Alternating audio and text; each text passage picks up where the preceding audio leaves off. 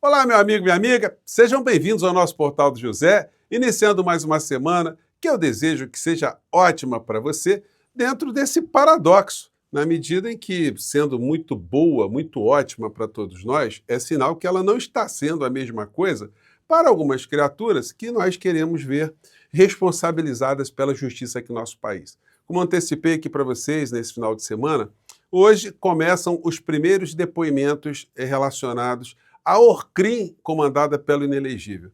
O desespero está muito grande. Eu tenho mostrado aqui para vocês alguns vídeos do filhote não, do neto do ditador João Figueiredo, que esbravejou por todos os lados, está dizendo que Bolsonaro, voltando ao poder em 2027, ele será o ministro da Defesa e ele fará vinganças, ele irá fazer uma série de atos contra os generais, contra os militares que não deram golpe aqui no nosso país, vejam só.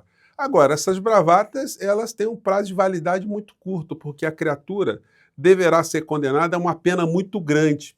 E dificilmente ele conseguirá retornar ao Brasil. E até, numa eventual mudança de governo nos Estados Unidos, pode ser decretada uma extradição da criatura para ele ser remetido aqui para o Brasil para cumprir a pena pelos crimes que cometeu aqui, né? Bom, eu vou conversar com vocês sobre as coisas loucas que estão acontecendo, porque essa gente está querendo mais grana em meio a tudo que está acontecendo. Mas será que, diante de algumas imagens, ainda há alguma pessoa que segue a figura do inelegível, que fará algum tipo de pix para sustentar vagabundos com V maiúsculo? Pois bem, vou conversar com vocês sobre o que está acontecendo, mas antes de mais nada, é sempre muito importante convidar você que está chegando agora ao nosso portal e ainda não nos conhecia, para que, em primeiro lugar, você se inscreva aqui conosco e conheça também os nossos outros vídeos. Se você gostar, compartilhe, recomende, nunca se esqueça de dar o seu joinha, o seu comentário e, se puder, prestigie também o nosso clube de membros. Você que é muito bem-vindo e muito bem-vinda. Gente, olha, coisas incríveis, né? Eu comentei com vocês aqui quase que em primeira mão, porque muitos veículos não funcionam sábado e domingo, né? E nós aqui estamos permanentemente, porque para mim é uma satisfação muito grande estar conversando com vocês, né? Não é nenhum trabalho, não é, enfim, é sempre um encontro com amigos. E esse tipo de ferramenta permite de eu estar com vocês aonde eu estiver geograficamente localizado. A gente liga, enfim, a gente conversa, e isso é sempre muito legal, né? É a grande vantagem da tecnologia. E o que aconteceu é exatamente aquilo que eu disse para vocês que iria acontecer. O julgamento do golpe hoje terá as primeiras testemunhas de acusação, matéria aqui do G1. Julgamento do golpe. Quem são as testemunhas de acusação que o STF vai ouvir nesta segunda-feira? Ex-comandantes do Exército e da Aeronáutica estão entre os nomes que prestam depoimento nesta segunda-feira, 19. No dia 22 de maio, começam os depoimentos das testemunhas listadas pela defesa. Então, hoje, nós teremos 5 testemunhas que já disseram muitas coisas, né? E que vão ser confirmadas, certamente, que todos já foram ouvidos pela Polícia Federal. Serão ouvidos hoje o Éder Lindsay Magalhães Balbino, que é dono de uma empresa que teria auxiliado na produção de um material com suspeitas infundadas sobre as urnas eletrônicas. Ou seja, ele recebeu uma encomenda de apresentar um relatório onde seria comprovada, entre aspas, fraudulentamente, evidentemente, problemas nas urnas eletrônicas. Ele vai falar como é que foi essa história, como é que isso estava inserido nesse golpe todo, na tentativa de golpe. O Clebson Ferreira de Paula Vieira, que é um servidor que teria elaborado planilhas que supostamente foram utilizadas por Anderson Torres para mapear a movimentação de eleitores no segundo turno das eleições de 2022. O Anderson Torres é o vulgo Piu Piu, né? Que foi o chefe lá da Polícia Federal no governo Bolsonaro. E o Piu Piu, ele não tinha por que estar fazendo planilha de deslocamento de eleitores onde Lula teve o maior número de votos, né? Então, mais uma comprovação.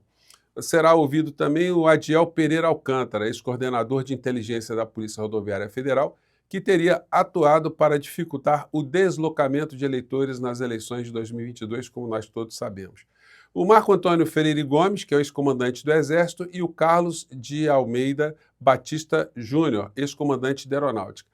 Tem se falado muito o seguinte, que eles vão comprovar que houve a minuta de golpe, ou se não teve minuta de golpe, qual foi o documento. Gente, isso é uma questão irrelevante, Porque o testemunho deles, independente de ter um papel ou não, vai na direção de comprovar que a figura do criminoso mor da nação inelegível estava juntando os comandantes militares para discutir uma intervenção através de um estado de sítio, de um estado de defesa, absolutamente infundado, porque essas ferramentas só têm algum tipo de aplicação se houver algum tipo de tumulto na nação, uma invasão estrangeira, uma rebelião em massa, uma balbúrdia, uma desordem total.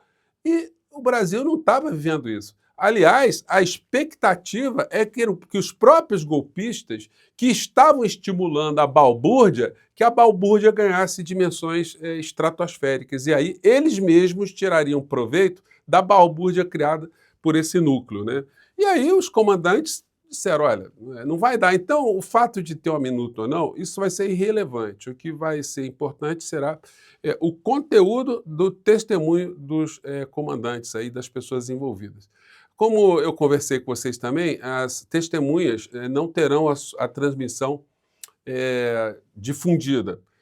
As alegações têm justos motivos para não expor a pessoa que está depondo, para ela não sentir nenhum tipo de constrangimento, para não haver nenhum tipo de contaminação nos outros depoimentos. Ou seja, o sistema que está se adotando para essa oitiva de testemunhas, ou a escuta dessas testemunhas, é o mesmo que se usa nos Estados Unidos da América. Você já deve ter visto muitas vezes. Julgamentos também não são transmitidos. Sempre tem uma pessoa ali que faz desenhos, não pode nem ser fotografada a cena.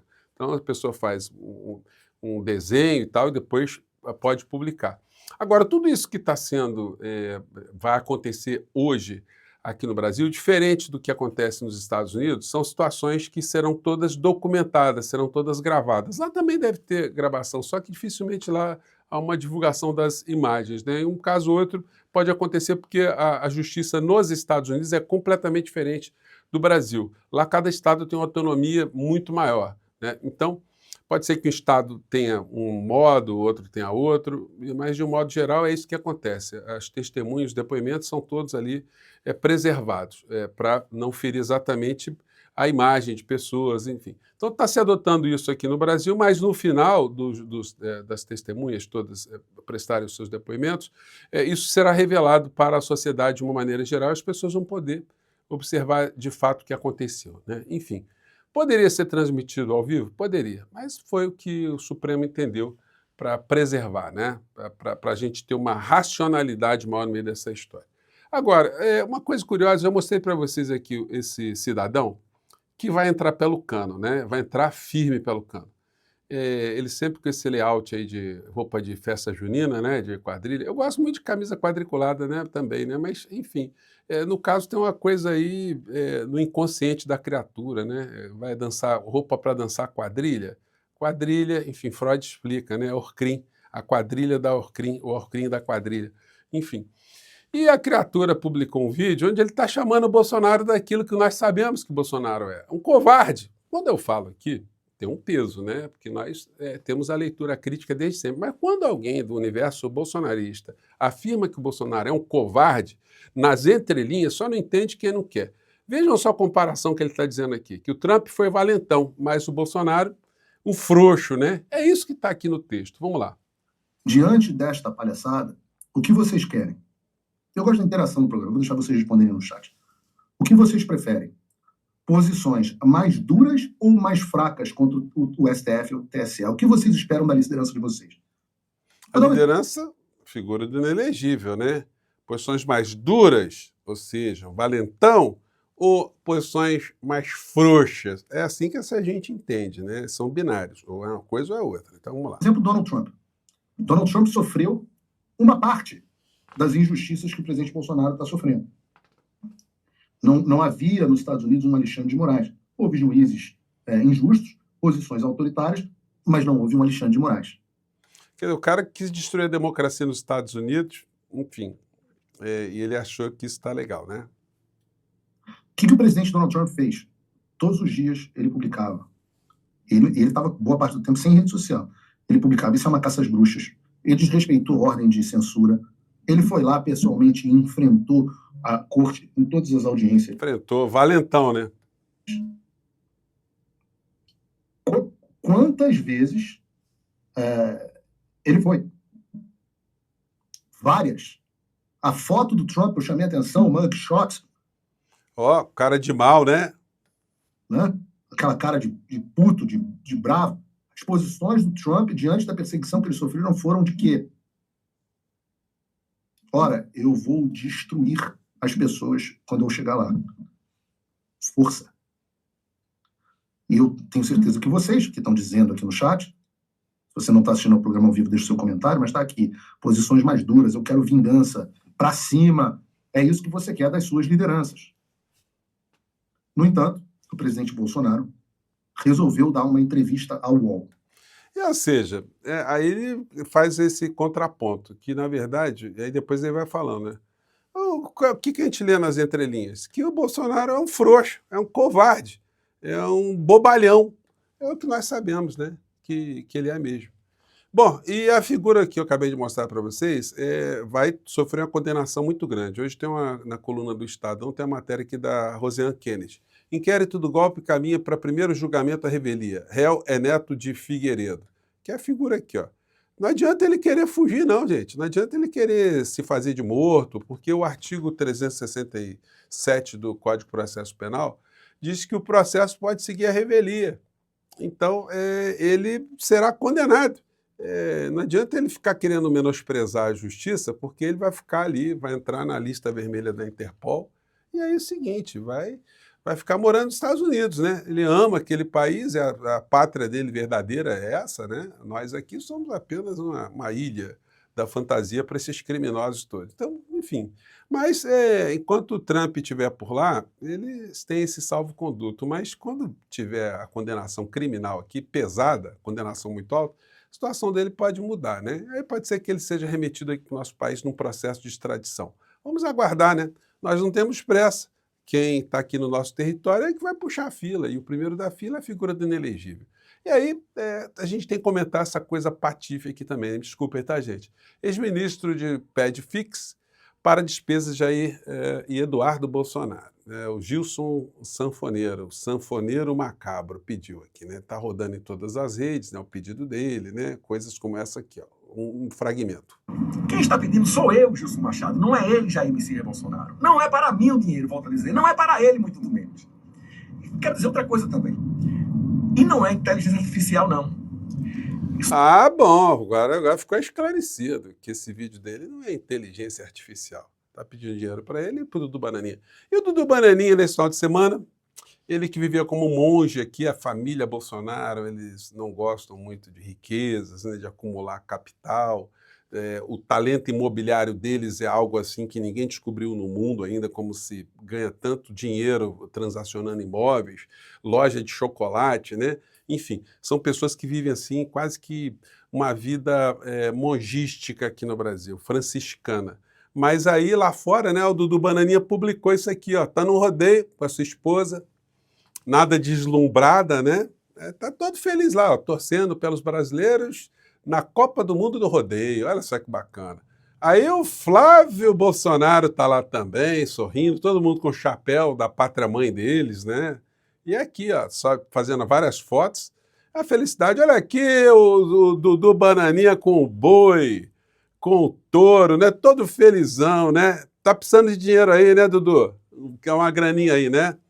Aqui é a cena dessas patéticas aqui dos cowboys entrando com carro blindado, desses carros blindados que eles mandam lá para Israel para matar palestino, matar pessoas na faixa de Gaza, né? Então, aqui está tudo a ver, né? Tudo a ver. Colocando aqui as imagens aqui do rodeio.